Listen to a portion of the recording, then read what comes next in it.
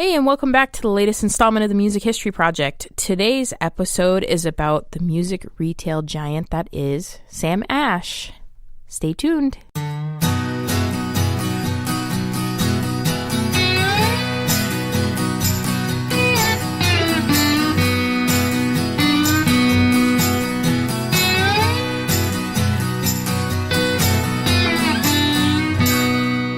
Welcome to the Music History Project. We're your hosts. I'm Elizabeth Dale.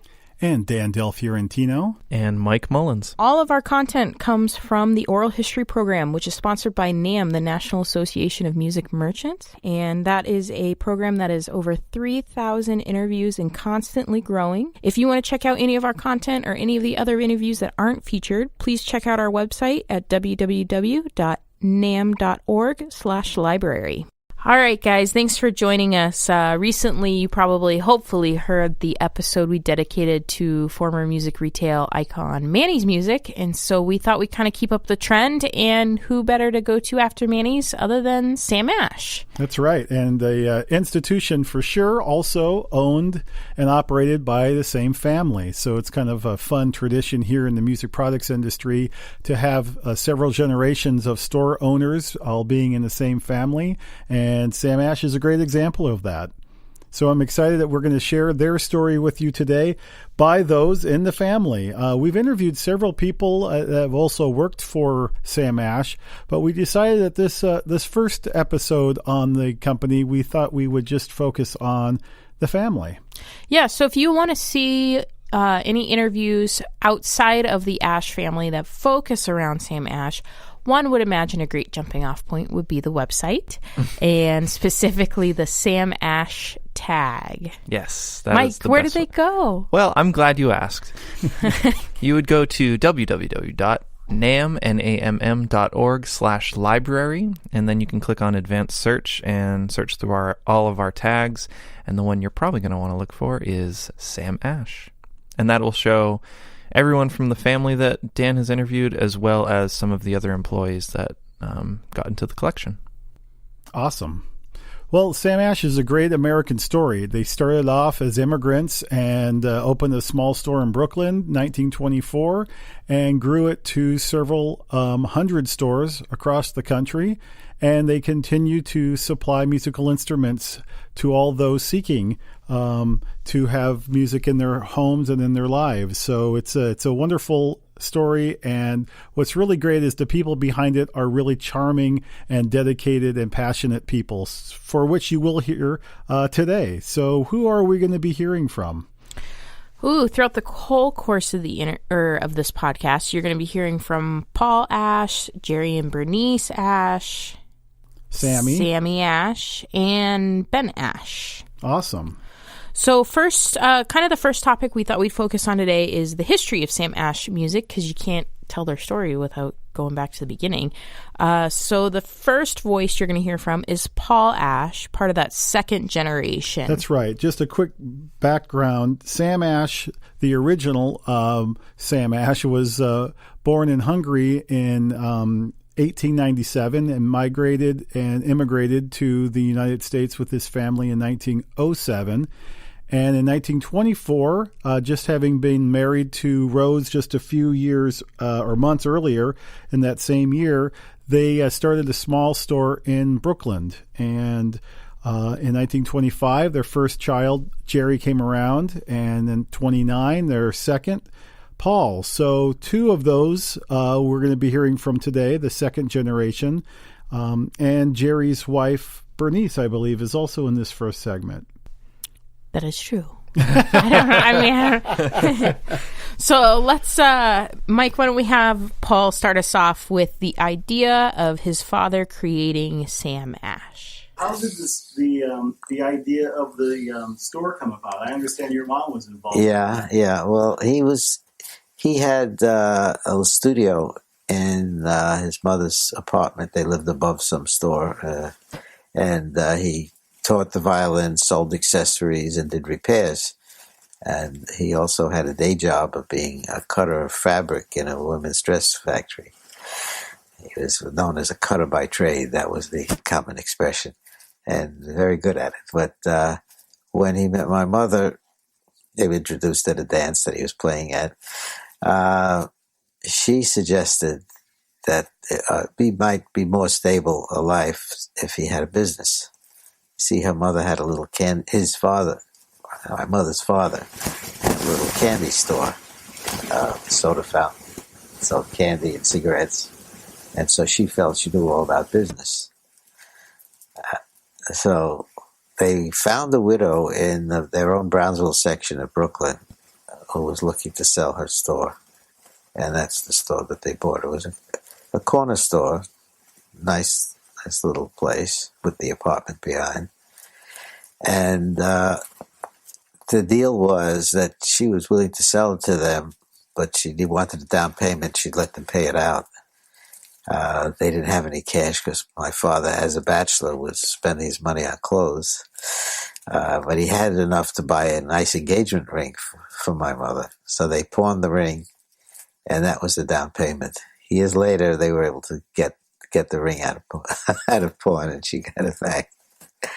And they made the payments. But one of the problems with the store when they got it was that it was full of the wind-up phonographs that were so big, the furniture pieces more than anything else. But just then the radio became popular and people stopped buying records. There was a number of years when nobody bought any records at all. So he had to get rid of those phonographs. And that was the first thing he did when he took over the store. And from there on, he kept building the inventory. That's one thing we learned from him.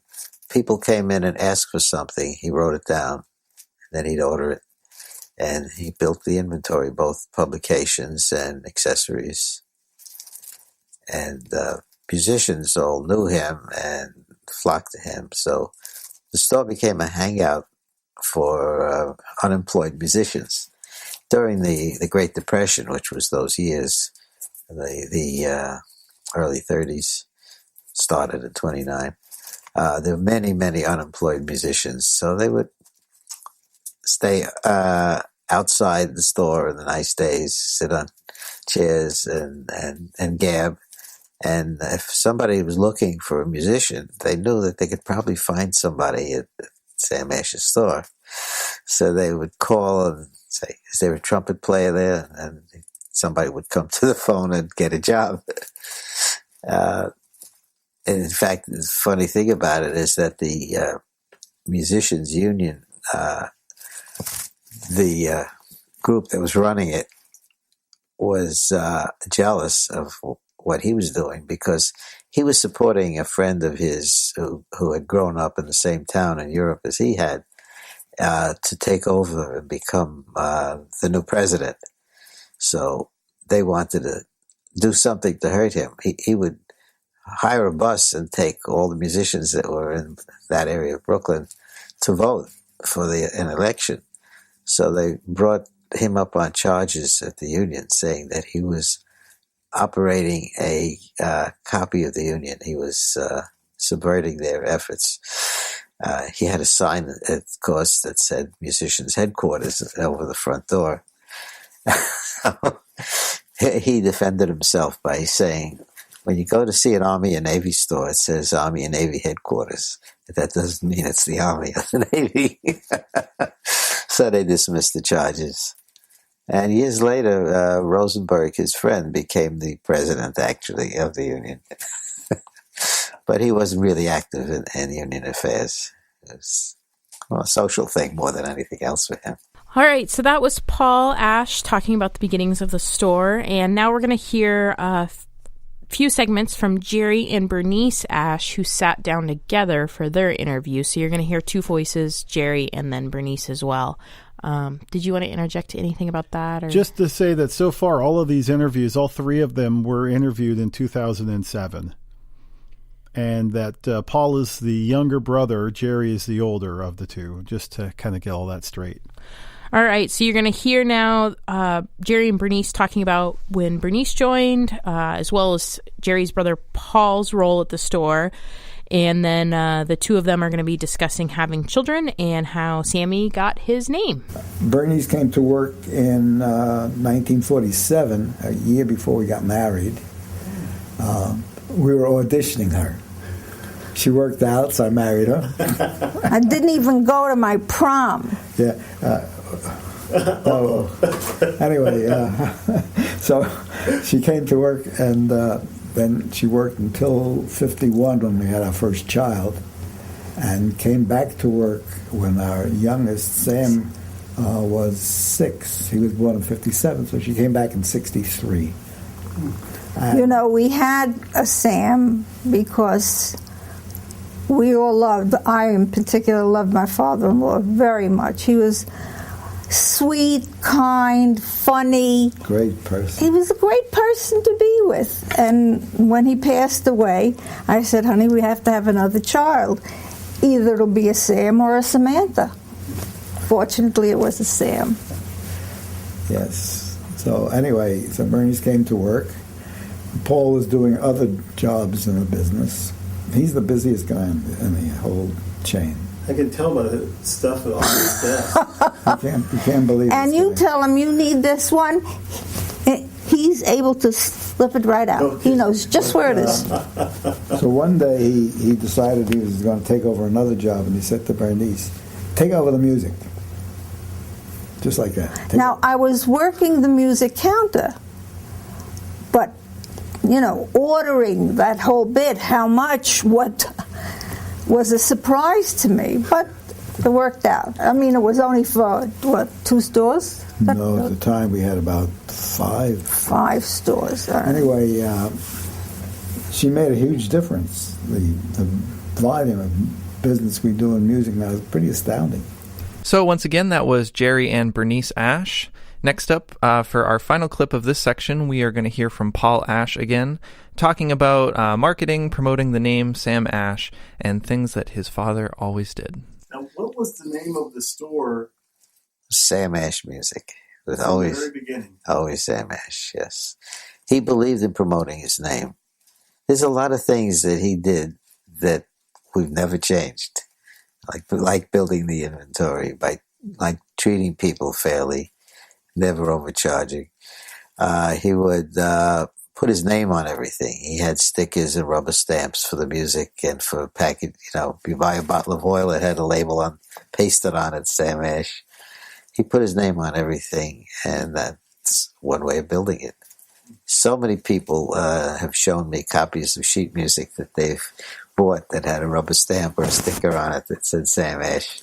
He pasted on everything he sold. Smart business. Yeah, and no education. It was all instinct. He, as I said, he came here when he was 10. He had to learn English. He had to quit school when he was in junior high school so he could work to help support the family. My mother also came from Europe. She came from Russia. He came from Austria at the age of 3. Turns out to have been the same year, but they didn't know each other. And she graduated from junior high school, but that's as far as she got. She became a bookkeeper. So the two of them, without any real education, were very astute and smart people and worked hard, and they built the business. I think that's a really great clip to end with there, Paul, kind of reflecting on the marketing strategy, because when I listened to it for the first time, I really took from it that this impression that Sam Ash was kind of an innovator in marketing, like slapping his name on everything he could possibly put it on. So that way you saw it everywhere you went. You saw Sam Ash Music, even on the smallest packaging material or... Right, yeah. And he was really the first to do that, the first to build a brand of a music store. With its own independent marketing outside of we carry, I don't know, I'm thinking more of a modern probably take, we carry Fender guitars, so here's Fender swag, essentially. Right, yeah. It's Sam Ash. You want the Sam Ash t-shirt, you want the Sam Ash stickers, right, you want the... Right. It's building a brand off their name. Right, which I think is just genius. Yeah. I mean, who doesn't do that, though, nowadays? Right, so, yeah. But back then, nobody was, Nobody was, yeah. And do you think that Dan kind of stems off of his position, Sam's position as a musician, and wanting to market the band that he was playing Definitely. in? Yeah, I think so. I mean, as a promoter of the band, and he started off as a violin player and was in a couple of different bands in and around Brooklyn. He was helping promote that band and getting gigs and so on. So I think that it sort of came natural to him to promote the business similarly. Hey, we can do this for you, and here's our card, kind of thing. Yeah. And we find that throughout the music products industry, a lot of store owners, particularly after World War II, when so many of the soldiers came back and needed a gig and didn't have the traveling big bands anymore, settled down, found a girlfriend, got married, and opened a music store because that's what they knew they could do. And looked at the horn and said, well, if I can't play it professionally, I certainly can sell it and I can teach. So a lot of music stores opened up with these guys that knew how to promote themselves because of their experiences as musicians. So I believe Mr. Ash was the same way, and certainly those traits came along to his two boys who really promoted the company and grew it. And I think that the story that's unfolding in this podcast is just the importance of the next generation, the second generation of Jerry and Paul, starting off as kids schlepping stuff all over the place, getting on subways and taking music up to music publishing companies, and really being involved that way. And also the third generation with Richie and Sammy and Dave really working hard to bring it up to the next level of, the early days of the internet and things like that, positioning themselves, expanding the stores to several locations. I mean, it's sort of a textbook example of what you would do with a multi-generation company. The first sort of establishes it and its customers. The second one branches it out as far as products go. The third figures out more and more ways of staying on top of trends and changing technology. And already the fourth generation is involved in doing their thing too. So it's really an amazing story and an amazing family. That's probably, coincidentally, a wonderful way to segue to our second theme of today. Good job, Dan. Thank you. I read ahead. Oh, well, don't give it away. Now everybody knows. Man. And so we're going to kind of shift our focus from the history of Sam Ash Music to their expansion, growing from the single shop to the retail giant they are today. So who are we going to hear from first, Mike? First, we're going to hear from Paul Ash again, and he is going to talk about Sam's passing and the expansion of the store. When my father died in 1956, we still had the first store. It was the place where we moved in the early 40s. This was a much better location than the first one.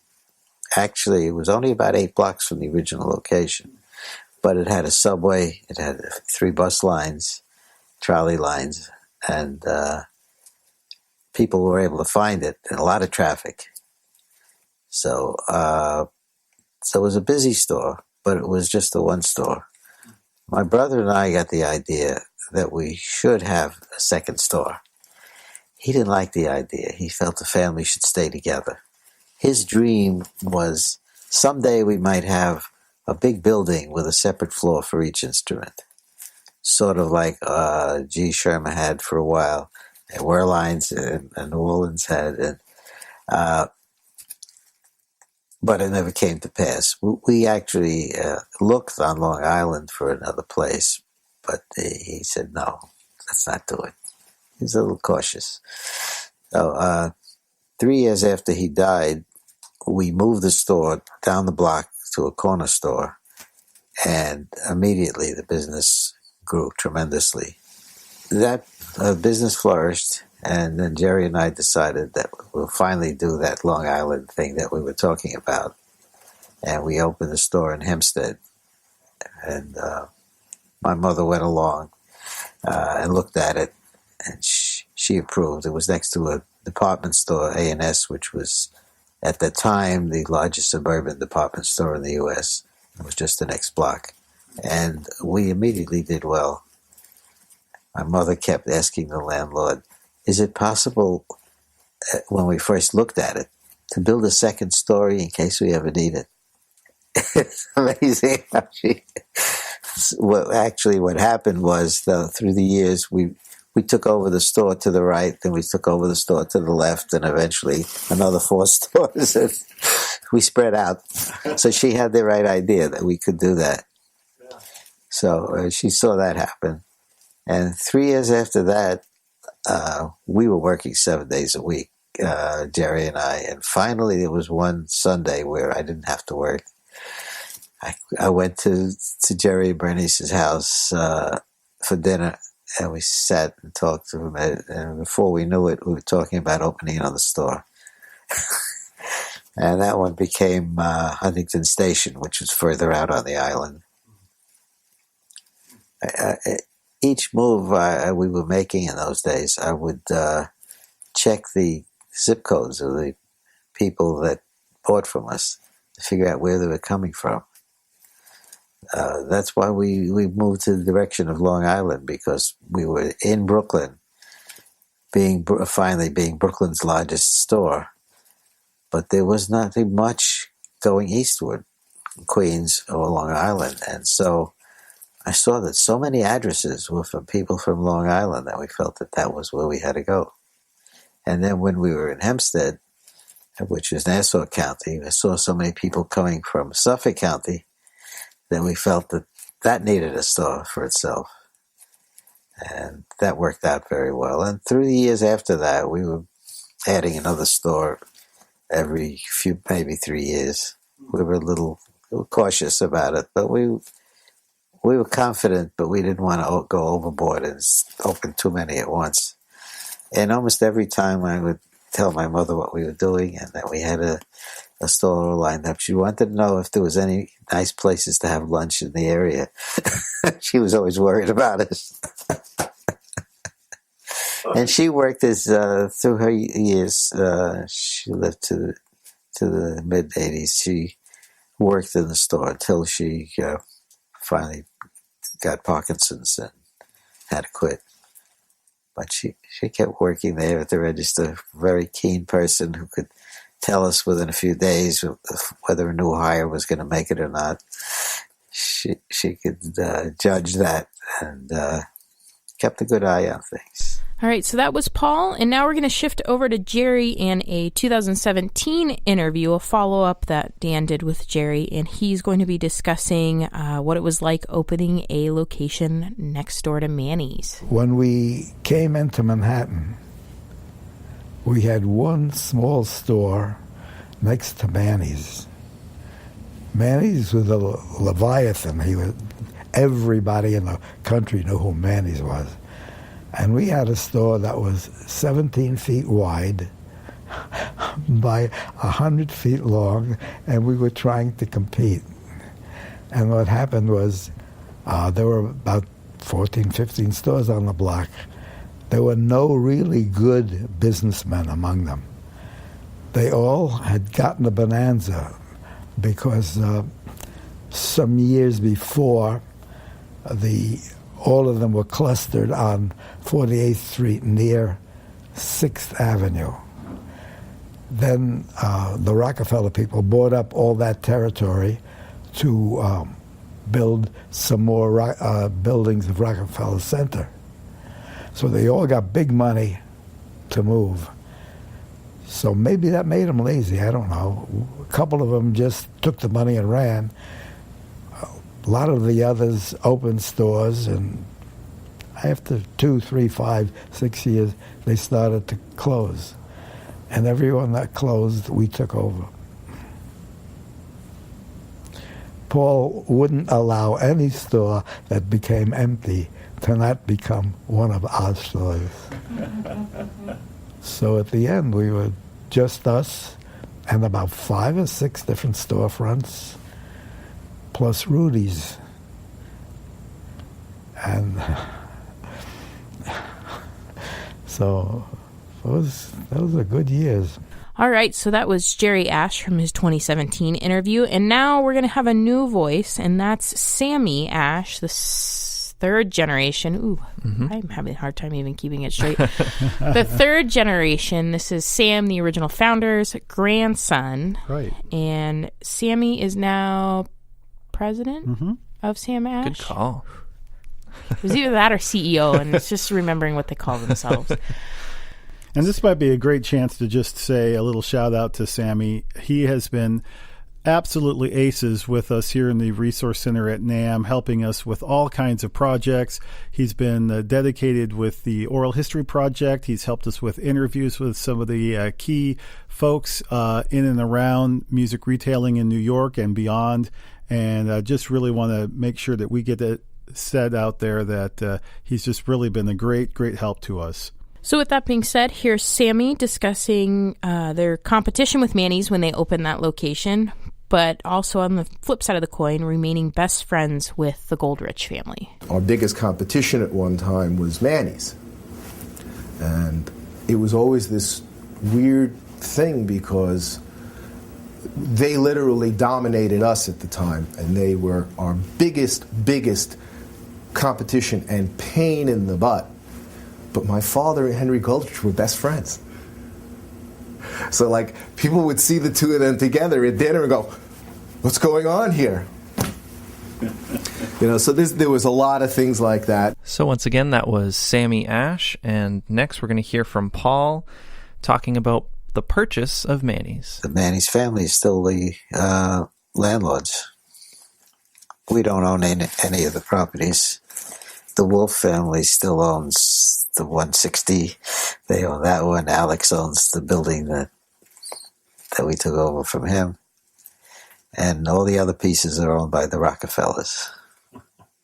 And someday, we can see it happening. They'll take over the rest of that block and put up some tall buildings there because there are so many successful tall buildings in that area. And these last few will have to go by the wayside. So that was Paul Ash, and I just wanted to mention that Paul was born in 1929, passed away in 2014, and really is sincerely missed by all members of the staff and family. He was a real sort of quintessential manager. I remember walking to his office and just seeing piles and piles of papers on his desk, next to his desk, everywhere. And if he needed something, he knew exactly where to go to get it. Just a remarkable guy and very much beloved and missed. And so it's great to have his voice, to hear him talking about what he was most passionate about. As Dan mentioned earlier, one of the roles in the third generation there, especially Sammy, has been the expansion. And Sammy has really seemed to gravitate towards that niche. Like, that's his baby. Absolutely. Is, traveling the country and working to make sure each location launches perfectly. It's designed well.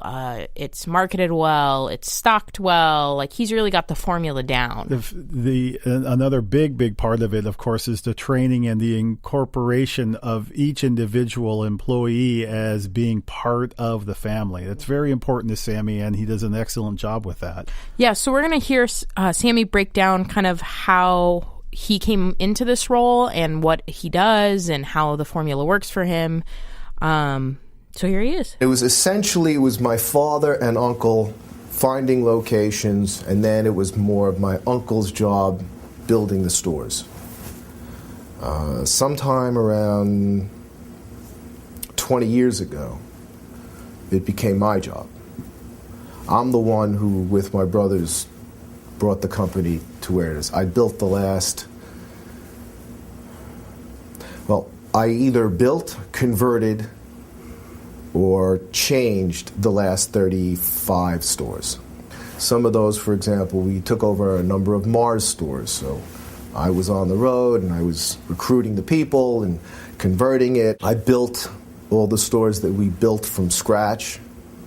We have rather large locations. Our average store is about 25,000 square feet. So I work with the architect in terms of making it legal and design and all that. But most of the scoping out of locations and all were done by myself or my brothers. And we'd say, all right, where do we want to go? when we got wind of our West Coast competitor coming to the East Coast, we said, you know what?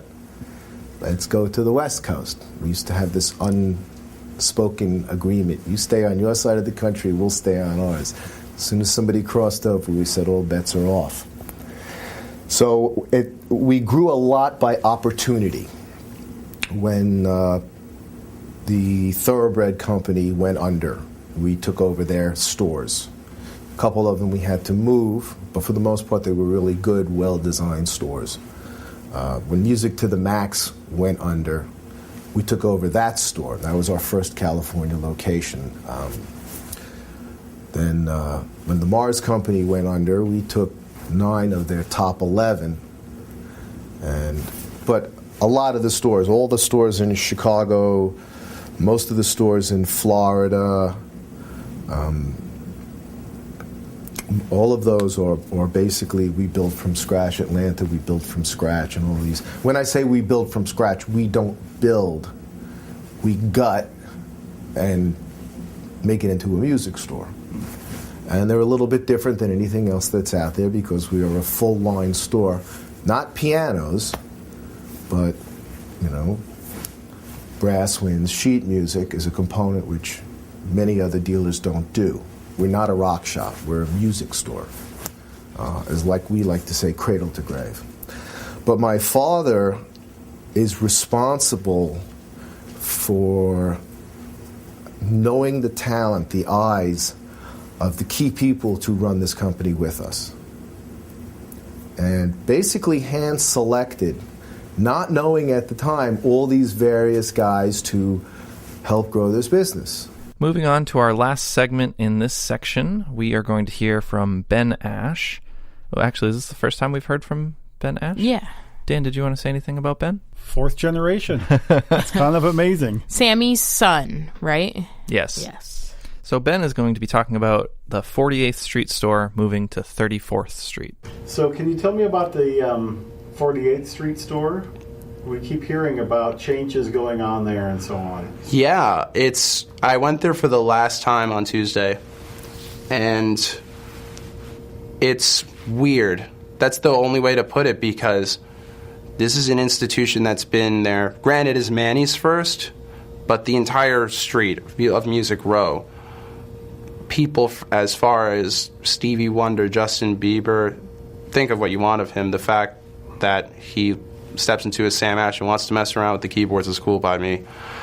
And tons of artists have come into both the Manny's and Sam Ash location, whether just to mess around, get something for a gig.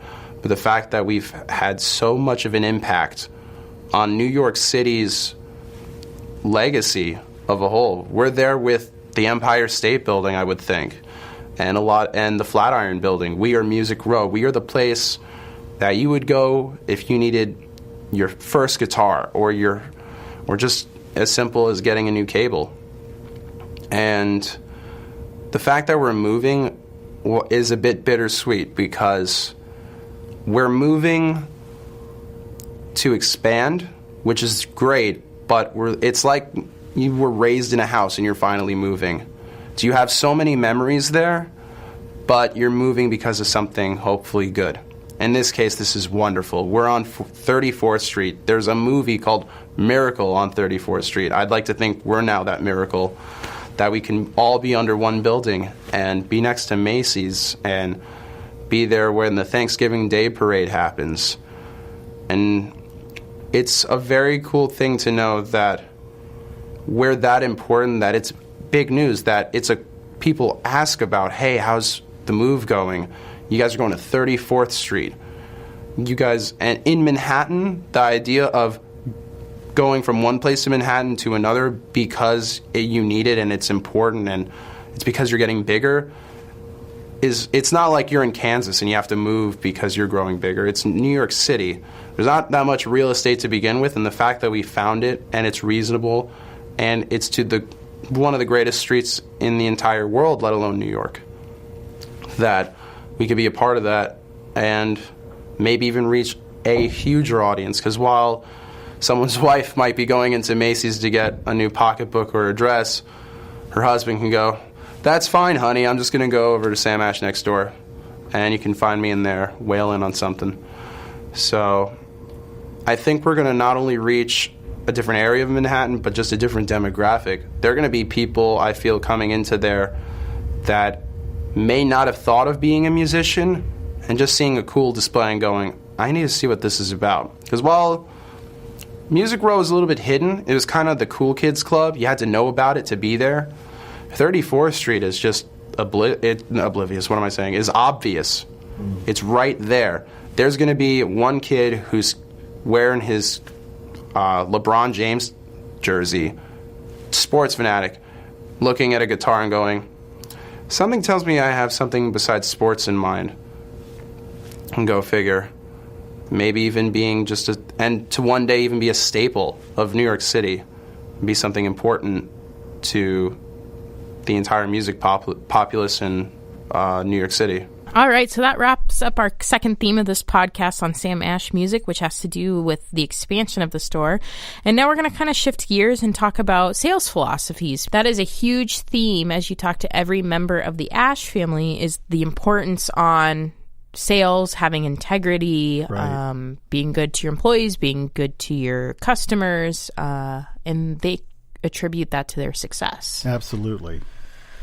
So we're going to hear two clips from Jerry and Bernice. So it's going to be pretty exciting. And I love their rapport and their back and forth with each other. So I hope you guys get a kick out of it too. Well, we had no credit because it was a hard job for us to pay bills. My father would give me a handful of bills, usually singles, maybe a few fives or a 10. I'd stuff my pocket. The subway at the time, I think, was a nickel or a dime. And I would go and to various places, get the music. And Did he give you an order, or you just assumed? We had orders. Oh, you had orders. He gave me orders to take. I would wait while they filled the orders. I would go to the Sherma place, to Fisher, to the Brill Building, and pick up the music. Who was the jobber? Walter Kane. Walter Kane. We got a lot of stuff from him, but we bought direct from Shermer and Fisher and Bellwin. I would go to all their places. It's much easier now. Get a piece of rope, get it all together, and go back on the subway. We were quite poor. My mother would wait in the morning till we took in a few bucks and then go to the grocer. He was poor, but compared to him, what was I?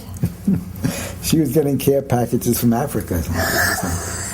No kidding. The only reason we went together was that I lived a block and a half away from the store, so it was convenient. He left the store at 10 o'clock, and he can go meet me for a soda in 5 minutes. It seemed to work out, though. I don't know. Yeah, it seemed to. What was it like before the computer? Notepad? It was murder before the computer. Are you talking about folders? Yeah. Every sheet had a folder. And when you sold the sheet, you sent me the folder. And I'd get a little bundle of folders every week or so. And we'd order from the folder, and then it would come to my office. We'd fill out all the folders and send it to the stores. So that you know how long it took? You're out of stuff as much as you were in it. Now you place an order, it goes directly to the store. That's all. And the companies are very good. I mean, I can give them an order for $10,000. I can give them an order for $100. They'll send it to the store anyway. Right. Yeah, that's amazing. They're quite accurate. They're quite good in what they do. Oh, now. They're really professional companies. What's left in the business? No, I was talking about Thompson. The first is now owned by Hal Leonard. But that really makes it much easier because they accept a mixed order. You can have an order with Willis in it and Hal Leonard. They have Schutz, they have Farm, all together under one roof. that makes it much easier. Sherma, Well, Sherma. also part of Hal Lennon. I think music sales bought Sherma, but Hal Leonard has the print rights. Okay. Yeah, that's And- another aspect. Some of them have print rights and, to other pieces. Right. Yeah. I think I the get most confused. beautiful thing today is Sherma is putting their library in with a CD. So you can buy the Sonatina album with a CD. So you can use it as a duet, or you can hear it first and then know what you're playing. Helps you with the phrasing, if nothing else. Really, and they're doing. But Alfred is doing the same thing. So once again, that was Jerry and Bernice Ash. And next we're going to hear from Sammy again. We got 2 clips from him. The first one's going to be talking about basically the formula for a Sam Ash store. And then he's going to be talking about his design for the store and tips and tricks he has to make each store successful. The formula for the Sam Ash outline is the fact that I'm a genius in stealing the good ideas and not the bad ones. I learned from every retailer that's out there. Many of them have learned from us. I mean, we were the first person that I ever saw that used slat wall to display products on. That was my uncle's. I mean, I never heard of slat wall until he actually said, "We're going to put slat wall on these walls." I learned from my competition. I learned from major retailers. There's a lot. If you want to open your eyes to what's going on in this world, there's a lot to learn. We constantly are changing our stores. We are constantly upgrading our stores. You don't think about things like carpeting. But when you have the kind of traffic that we have, if you're lucky, you get 7 years out of carpet. Okay, it's carpet, big deal. Well, it's $50,000 to change over a store's carpeting, I could spend $250,000 in a year because I have several stores where just the carpet has been worn through. And we have pride. We don't have shabby stores. We don't have old, disgusting showcases. We don't have outdated hooks and hangers. We will upgrade things. And I'll work with companies like String Swing, who have very creative ideas on displaying product, and the guys over at Command. And I look at what other people are doing. I go to a NAMM show. I'll steal ideas from a NAMM show.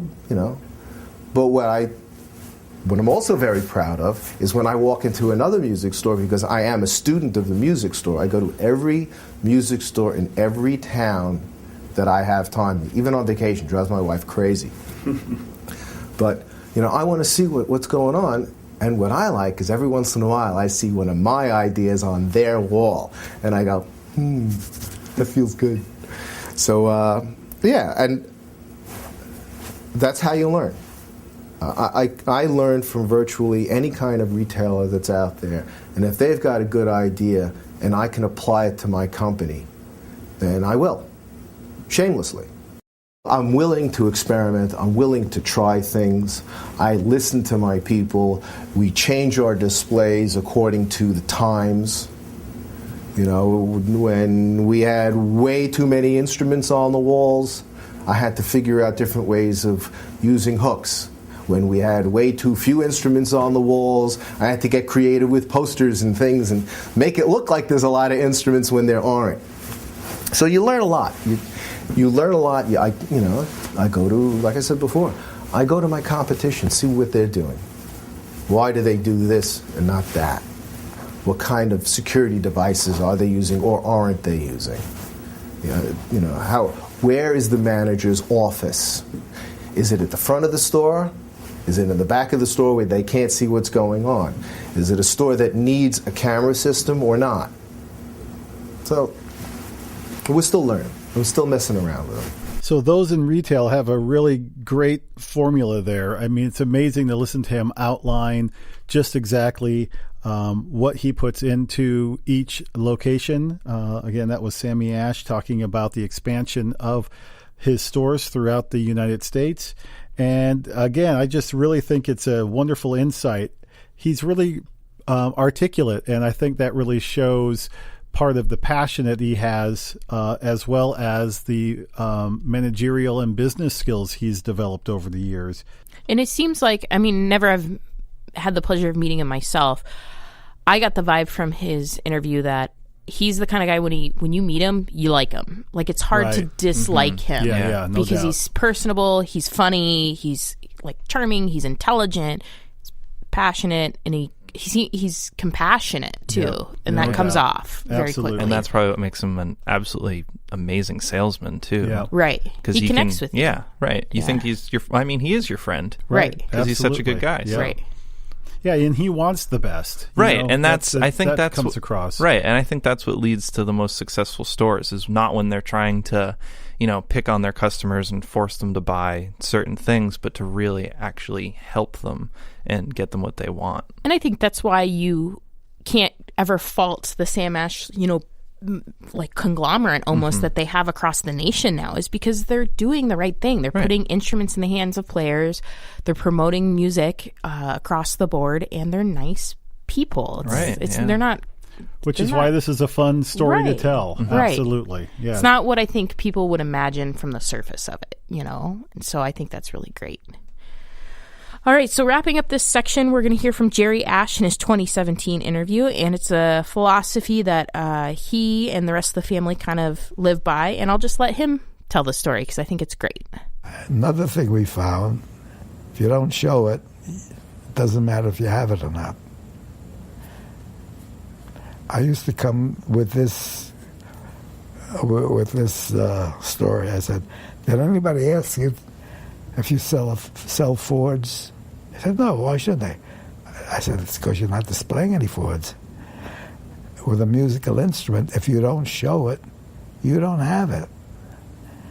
So all our stores are famous for putting out a lot of stuff. And we try to be flexible. We try to, if something comes out, you try it. If it doesn't work, so you lost some money.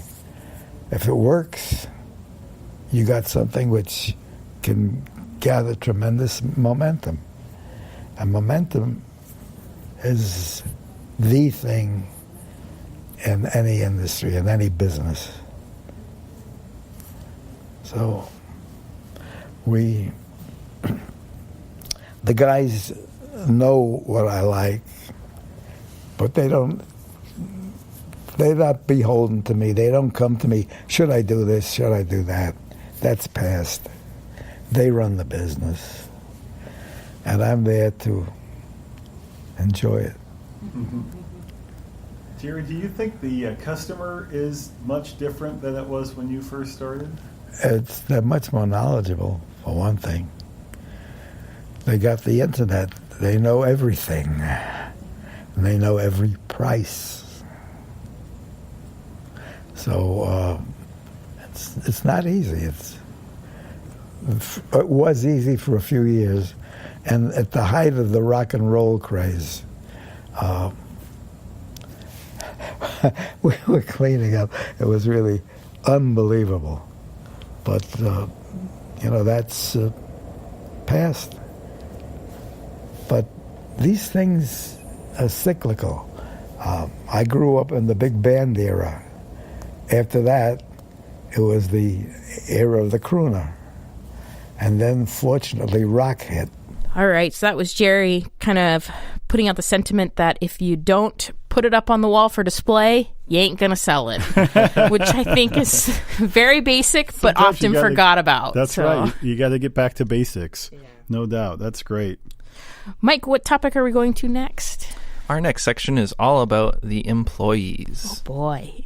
A big part of Sam Ash, because one part is the customer and how you treat the customer, but the other is the employee. That's right. Because if you don't treat them well, then they're probably not going to want to sell for you. Yeah, or stick around, right? Right, yeah. People don't usually stay at jobs they don't like. So, and like Dan said, we have quite a few other interviews from Sam Ash employees in our collection, which just shows their commitment to the company and to the family. That's right. Some of them have been there 30 years, 40 years. It's amazing. And you think also the store in 2019 will celebrate its 95th anniversary. I mean, that's pretty amazing. So they've had all these years as a family to kind of get it right as far as the employee manual and the training, which is also very, very important to them, and just that connection that they have with individuals that they want to bring in on as team members. So we're going to hear in our first section Sammy talking about his father, Jerry's, ability to hire excellent employees, and he provides some examples. We have a guy named Barry Horowitz who was working with us. He was a long-haired, pedal steel playing, hippie-looking guy out in the Huntington store. But my father saw his talent and understood that he understood and started to groom him. Barry has been with us pushing 40 years, and he's the head of purchasing. Howie Mendelson is our executive vice president of stores. And he started out cleaning out the front windows of the Hempstead store. My father saw something in him. Scott Goodman. For the record, we own Samson Technologies. Scott Goodman, who is the CEO of Samson Technologies, was one of those guys that my father saw selling drum heads and sticks behind the counter of this store because he was a percussionist. And through various conversations, once again, my father got it and saw that he gets it. And when it came to coming up with this concept that if you made a wireless system cheap enough and good enough, people will beat a path to your door. Well, since that time, Samson has really grown. And it's Scott's vision to where it is with us, but we as a family were doing certain things, taking that eye off the ball, and Scott kept on putting the eye back on the ball and saying, no, don't. We're not in the drum throne business. Get out of that. This is what we do. We're wireless, we're audio, and a tremendous amount of other people. A lot of our managers have been with us for a very long time. Most of them also. A lot of them were picked or recognized by my father. So I grew up with a bunch of guys that we travel the country together, we laugh together, we know each other implicitly, we finish each other's sentences, and I hope I'm going to do it with them for many years to come. As a matter of fact, we were just having the conversation of, we've been doing this, what we're doing for the past 20 years. Who's going to take over our job? We're getting to become old guys.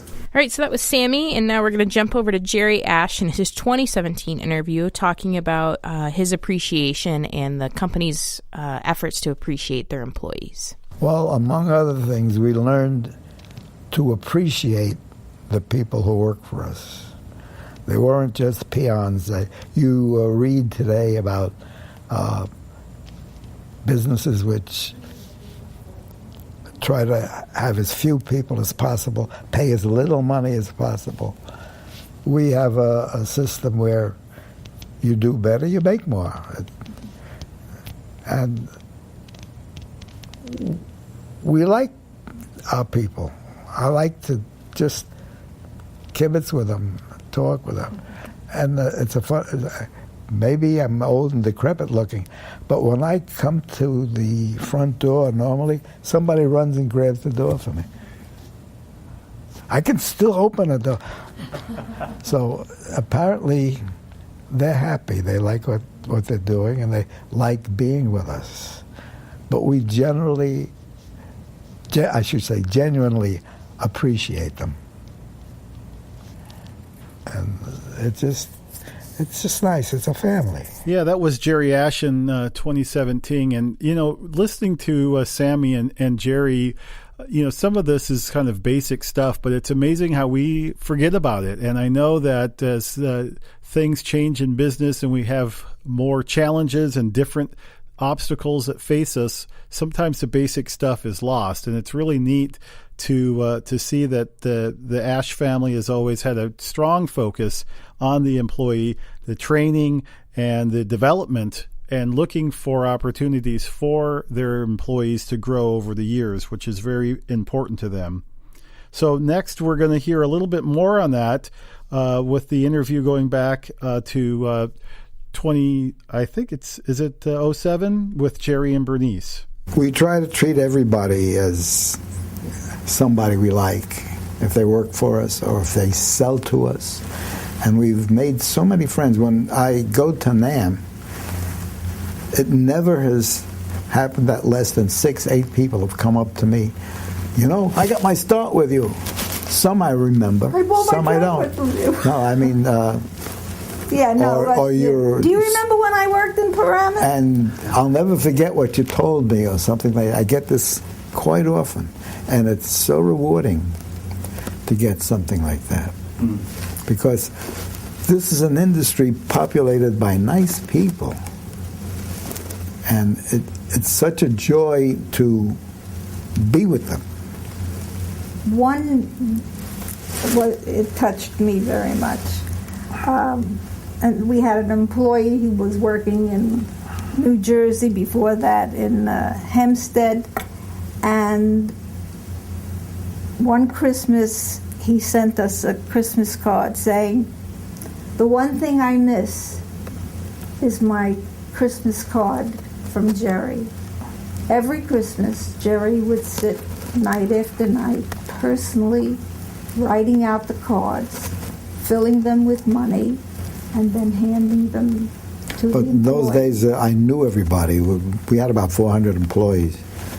I knew them, and I knew about their families, and every card was a personal card. It was not a rote card for everybody. Each one was different. But I can't do that anymore. I don't know most of the people. I don't get out into the stores the way I used to, so I can't do it. But it was a hard job, but it was nice to do. I loved it. Giving out the cards, and shaking hands, or giving somebody a hug. One thing I know, our employees know we care for them. We do things to make their lives easier. If there's anybody with a complaint, they'll get Paul on the phone. I used to do that. And he'll make it right wherever it's possible. All right, so what better way to end a podcast about Sam Ash Music than with a section about customer service, because they truly pride themselves on their customer service and their ability to make sure that everybody leaves happy. So our first segment is going to be from Paul Ash, and he's going to be talking about just the importance of it. I think your brother is the one who said it, but in an article in one of the music trades way long ago, before it was the catchphrase, is the customer service aspect of the business. Absolutely. You talked to me a little bit, you mentioned it earlier, but tell me a little bit about that. Absolutely. Well, we learned that from my parents. That treat everybody nice, treat everybody fairly, and give them attention. And I remember the years when the music teachers would come to the store with a list of what they wanted, and we'd run around 3 bottles of valve oil, this one straight mute, whatever it was. We'd do whatever we had to do to please them. So our final clip of this episode, all about the Sam Ash Music Store Company, is going to be from Jerry Ash's 2017 interview, and he is going to be talking about the key to maintaining integrity, and he just wraps everything up perfectly. So let's hear from Jerry. What do you think is the key to the reputation and the integrity? It started back with my parents. We lived behind the store, so my parents were always there. And my father made a friend. If you came in twice, you were a friend. Came in the third time, you had a nickname. All right, so there it is. All we can say in about an hour plus about Sam Ash Music Store Company. Just LLC. We were ripping on Dan, or not Dan. We were ripping on Mike earlier. I'm sure he's going to cut it out though. No, but thank you guys for joining us again and sticking with us for the last year plus. It's been a lot of fun recording, and we're going to see you guys in 2 weeks. We're really excited for the next one. Just another shout out to all the Ashes. They've always been so grateful and gracious, I should say, to help us. We've used their studio several times for interviews, and they've always supported us. So I just want to say a special thanks to all of them, and to the team here. It's great to take a few minutes to pay attention to the retail side of the music business, and I'm glad that we had this opportunity to document the Sam Ash story. Thanks for listening. Bye. Bye-bye. Bye.